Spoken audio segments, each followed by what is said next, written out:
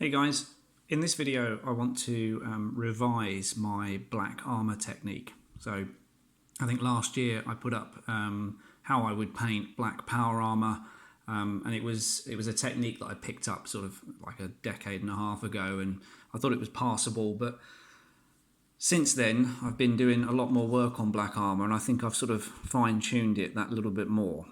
So I'm going to be using one of my Chevaliers, which is a homebrew chapter themed around the Bretonnians, which is why half of this model is black, and it's obviously this part that I'm going to be trying to show you how I've adapted this technique. So if you've seen that old video, we're following a similar process, but if you haven't, don't worry about watching it. I'll cover all the main steps here. So the paints we're going to need, obviously, are black. We're going to need some form of sort of grey blue. Now I think the old Citadel colour for this was Space Wolves grey. We've got an ice blue, a white, and then everyone's favourite Nuln Oil here.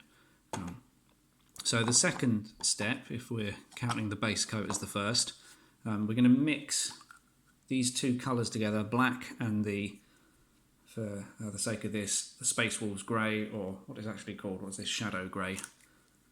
We're going to mix these two together. Let's grab some black. Obviously you won't need a huge amount of black in comparison to the Space Wolves grey. And it's this sort of, if I can see, there you go, that's the sort of colour we're going for. We're going to paint parts of the armour, so if you're watching any of my other Space Marine tutorials, it's all largely the same sort of technique. So I want to leave a black sort of line running along the centre of the shin guard. So I'm going to paint everything this side in this grey, and then run this same line and paint everything this side. So we've got this black line running along the middle. Now I'll probably make it a little bit thinner off camera, and I want this same line to run down the centre of the boot, just like that. Now hopefully this will get clearer as we progress through the technique here. Now for the shin guard, we're going to do two sort of circles, one in the bottom right, one in the bottom left. So we're left with almost a V type shape at the top. And then for the rest of this, we're going to continue with that black line in the middle. And you can do something similar along the top part of the leg armour. So I'll probably leave a black line here. I'll leave a black line running along the middle of this back section up here. And then again, probably leave a line running along the middle of the arm here. Now for the elbow pad, I reverse the direction of the shade. So let's say on the inside, I will do a little sort of diagonal line. So the top section is going to remain black. Oh, sorry, we weren't really in there. So we're going to reverse the pattern here. So the top section here is going to remain black, while this side is going to get lighter as it comes round. So it means the top section of the other part is going to remain black, and I'll paint all the way there. Now again, this is definitely something that's going to become more apparent as I progress through. So let me finish painting this first base coat. Probably be easier for you to see once it's all done exactly what I'm going for. So give me a sec. So with that stage done, hopefully you can see the areas I've left the black lines. So running along the middle of the shin guard here, the top of the knee section is getting darker, but you might want to reverse this. So maybe you want it darker at the bottom. All depends on really where the leg's sitting and your own idea of where the light should be hitting. Flat panels like this shield on his waist here, there's just a dark section in the middle.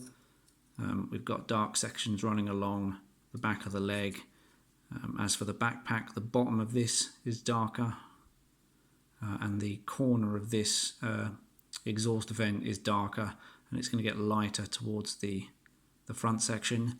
Now you won't be able to see it here on the shoulder pad, but effectively the bottom corner will remain dark, and it will get lighter towards the top. So paint kind of circular layers as we progress up through the palette. And then I'm not sure whether we can see here, and I don't know whether I explained it too well. So the unique pattern of the elbow guard, you've kind of got two halves. Now one side it's going to get dark here and get lighter towards this end, and then the other side we're going to reverse it, so it's darker at the top here and it's going to get lighter towards this. Now again, hopefully that becomes a bit more apparent once we're closer to the end of this. Because my helmet's quite flat, if you can see the bolt is getting in the way, there's a diagonal line here as well. There we go. So yeah, now the next stage to this is to blend it all together with a black wash of Nuln Oil. And I'm sure no one needs to be shown exactly how to apply a wash, but for anyone who's relatively new, don't apply it too heavily. So you want a fairly thin layer here. Too thick, if you just whacked it all in, it will leave sort of like tide marks almost. If it dries like that, you'll see these sections where it hasn't really dried properly or dried too heavy in one area. So yeah, just apply it sparingly. So yeah, you don't need to watch me do the rest of that, so I will see you in a second for the next step. So with that dry, we can now almost repeat the previous stage. So this lighter colour we've mixed up, we're going to have to mix it up a second time and then kind of go over these same areas, but this time leaving a little bit more room, so painting less surface area. So let me grab a little bit of the black, a little bit of this shadow grey. It's a bit too light. Okay, that'll do. So basically, yeah, everywhere we've just painted, we're going to paint over again, but just leave a little bit more space this time. So in actual fact, I'll probably do with a little bit more shadow grey in there.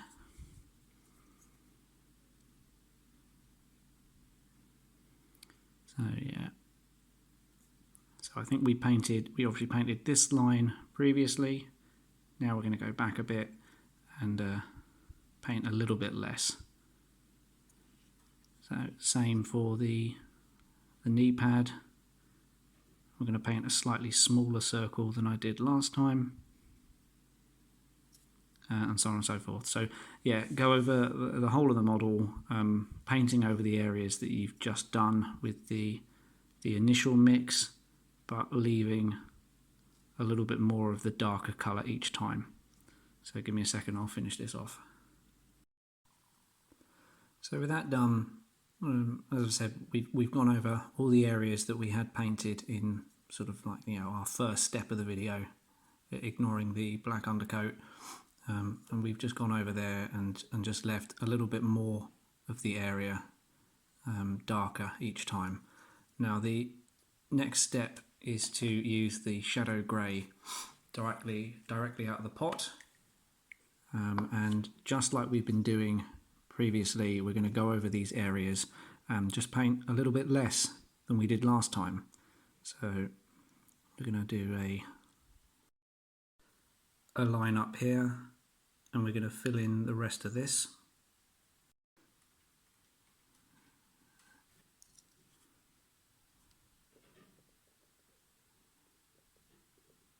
Just like that. So yeah, every area that we have painted, we're just going to go over again, just a little bit less. Now the other thing we're going to need to do on this stage is edge highlight pretty much everything. So I'm going to run a line just underneath here and draw it back into the area we've just been doing. Again, just underneath, we're going to pull it up and round. In the case of these little square details, we're going to go up and around catch the underside of that, and then that will tie in nicely to the other side, just like this. Now I'm not going to finish all of this on camera, but the other things to sort of note are the elbow pads. So if I said early on in the video, there's two facets to this. One side we're going to start darker and get lighter, and the opposite is going to be the other side. So darker this side, that gets lighter down here. So I've already, it's already getting darker up this bit here. So I'm going to pull a line just like that. You can't see any of that, the base is in the way. It's difficult, isn't it, trying to show you this bit. So it's getting lighter on the left hand side, and then on the other side you can see there's a darkness just at the top. We're going to pull the line here, and then the opposite is said, or the opposite the other side. There we go. So let me finish the rest of this off and I'll see you in a sec. So with that stage done, you can see how I've picked out all the areas we had been painting, but sort of pushed it out a little bit, so we're exposing more and more of the previous layers as we go. And you can see that I've sort of edge highlighted round every facet, so boots, shin, around the shield he's got on his waist, around these parts here as well, picking out these little grooves in the armour here, fingertips, as well as sort of going around the back sections. So that's where we are so far. Now the next stage we're going to mix up the light blue, the Baharroth blue, with the shadow grey, and let's see the ideal mixture. So I've added just a small touch of the Baharroth blue, probably more shadow grey than it is the lighter blue, and let's add a damp of water in there as well. Now we're going to go and edge highlight the parts that are next to the shadow grey section. So let's use this section here. So we're going to edge highlight around just this bit. I don't want to pull this into the centre. I just want to edge highlight around the areas that we've painted shadow grey, because obviously it's getting darker in towards the middle. Now on this section here, what I'll probably do, because it's quite a large shadow grey area, is I'm going to go in and just make this line a little bit thicker. Just like that. Are we in focus? We are now. So yeah, go around and just edge highlight the sections that are solely shadow grey, stopping just as we get up to the darker areas. Just like that. And again, as I said, any of the sort of larger areas, not only will I edge highlight it, but just pull in another layer of that as well. So give me a couple of moments, I'll see you in a sec. There we go. So yeah, gone round, picked out all these extra bits. We're getting a little bit more of a sort of icy blue feel to the extreme edges of this model now. And we're going to go back and just use the Baharroth blue directly from the pot here. Now, very similar to what we were doing last time, I'm going to pick out and edge highlight the sections that were the previous mix only, stopping just short of where the previous layer went. Oh, it's not in focus at all. There we are. So yeah, stopping just short here, not going over into the step beforehand. Just being very careful with where we edge highlight now. Just like so. Apologies if any of my videos, when you think, oh, the camera's lost focus again, because I'm paying attention to this, not the screen in front of me.